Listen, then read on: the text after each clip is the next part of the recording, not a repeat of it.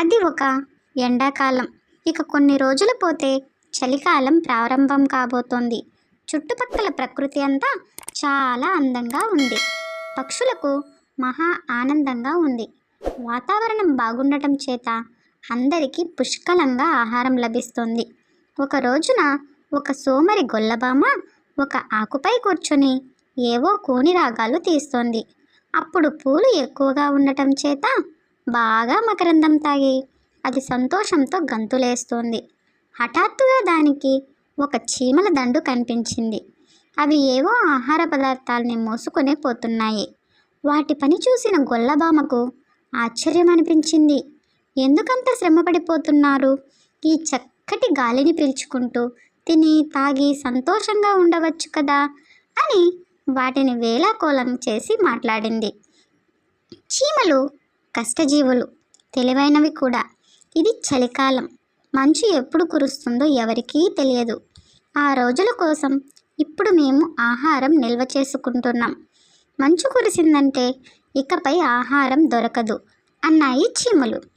ఎప్పుడో రాబోయేదానికి ఇప్పుడే మీరు బాధపడుతున్నారు అంటూ ఈల వేసుకుంటూ గొల్లబామ వెళ్ళిపోయింది. అప్పుడు సరిగా తీవ్రమైన చలికాలం వచ్చేసింది. చెట్ల ఆకులన్నీ రాలిపోయాయి.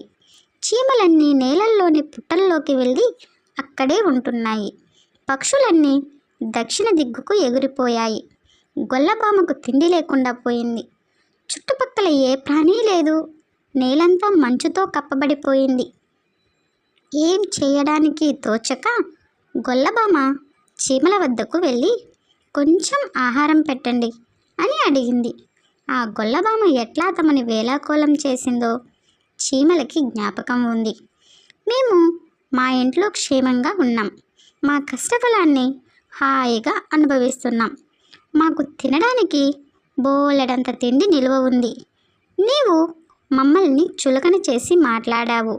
ఆ సంగతి మేము మర్చిపోలేదు. అప్పుడు ఎండలో పాటలు పాడుతూ ఎగిరావు. మరిప్పుడు పాడటం లేదేమి? ఇక్కడి నుంచి వెళ్ళిపో. నీ వంటి సోమరులంటే మాకు నచ్చదు అన్నాయి ఆ చీమలు. ఏడుపు మొహంతో గొల్లబామ అక్కడి నుంచి వెళ్ళిపోయింది. ఈ కథలోని నీతి, పొదుపు అనేది ఒక మంచి సుగుణం. ఓకే ఫ్రెండ్స్, కథ నచ్చినట్టయితే ప్లీజ్ ఒక లైక్ కొట్టండి. సబ్స్క్రైబ్ చేసుకోవడం మర్చిపోకండి. Thanks for watching. బాయ్.